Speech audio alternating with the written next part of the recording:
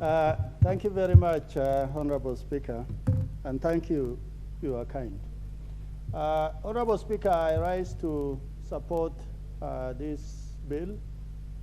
I consider it to be a watermark bill for somebody who comes from that background of the military. I joined the military when I was 19, and I left the military when I was 50-something to become a politician. I actually changed my military fatigues for a civilian suit, but in my bones and blood, I still believe I am a military person for the kindness of serving my country with patriotism and honor. This bill coming at the tail end of the life of the 12th Parliament is a watermark bill. I say watermark because there have been previous attempts to bring this bill, but I think there has been push and pull. I want to thank the leader of the majority, the government side, and also the current Chief of Defense Forces, General Kibochi, who has vigorously believed that something must be done in the life of the second government of Uhuru Kenyatta, and also in his lifetime as a general who will be leaving defense, I believe, in a few years down the line. Honorable Speaker,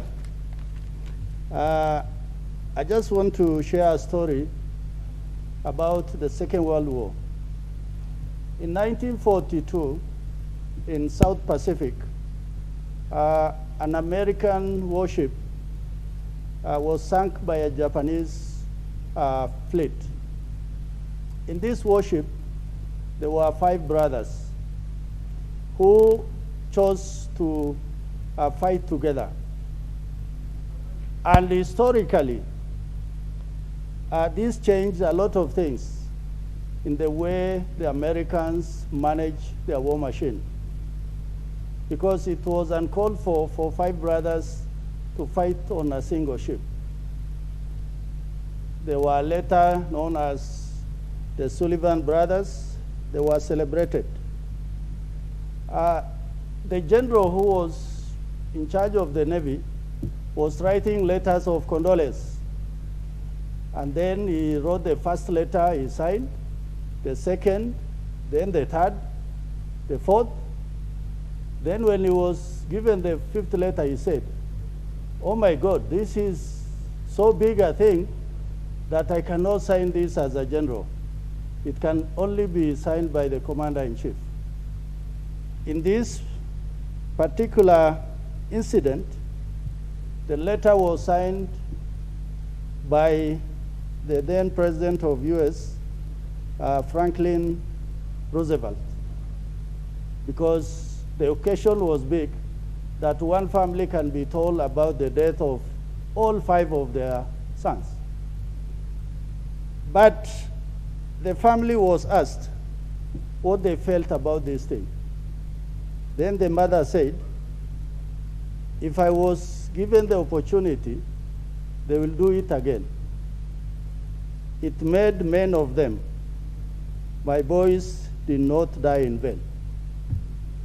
When people join the military, I think it is not more of a job, it is a calling. Although it provides opportunity to many, but there isn't much to gain through resources, because most of the time they will spend in the field, they will training, they will spend in the battlefield, and they will spend a few months in the barracks.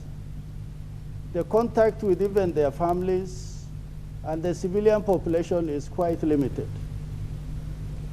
That is why, for an army man, whether it's Navy or Air Force, the chances of them embellishing themselves in life of building big capacities in industries, in housing, they don't get many opportunities because it is called in defense of the motherland. And that is why when we think about what happens to a soldier who comes out of Somalia, having spent there 6 months or 1 year, they are likely to even have lost their family. Maybe somebody just got married and they are moved off to that fighting operational area. Then the wife has separated with the individual. They start it all over again. So as the leader of majority has rightly said, they may not have the opportunity to have a life that you would call comfort, which we in the civilian part of life tend to enjoy, that in the evening we'll go to our families, on the weekend we'll go out with our families. When we have time, maybe we go to tend to our properties or farms. They do not enjoy that.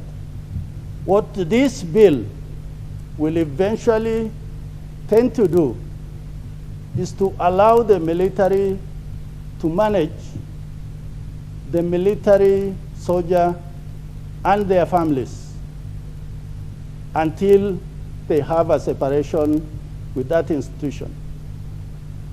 There are many who get injured in war or during the course of their training. But this is a good lesson to the other one who is in the front line. Because if this other one will not be looked after, the other one will not have the guts or the energy to fight with valor,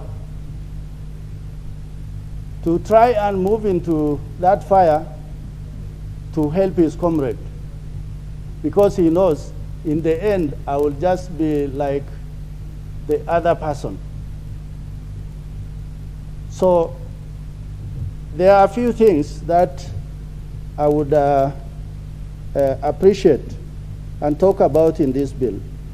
The military veterans management board or council. That allows that institution to be managed within the body of the military, where on the top policy side, we have the Defense Council. So that even in terms of seeking resources, it will be sought as part of the military resource package. The second thing is about the issue of education, housing, and health. Many of those who retire from the military will tend to have very meager savings because of the earnings. So the major problem in our country today is about health. So if there's a health package that is controlled by the military, then we believe even those who are injured, those who are wheelchair bound, they are likely to have a relatively decent life towards the end. In terms of housing or accommodation, those could be few, but if you help the few, then you have helped the many. There are others who will say, oh, what about the police? What about the APs and all that? I think that is a thought for another day.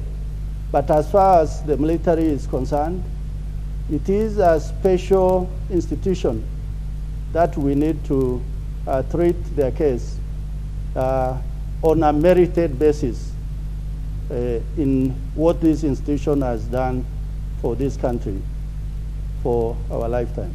I thank you, Honorable Speaker. Honorable Simiu Essay. Thank you, Mr. Speaker.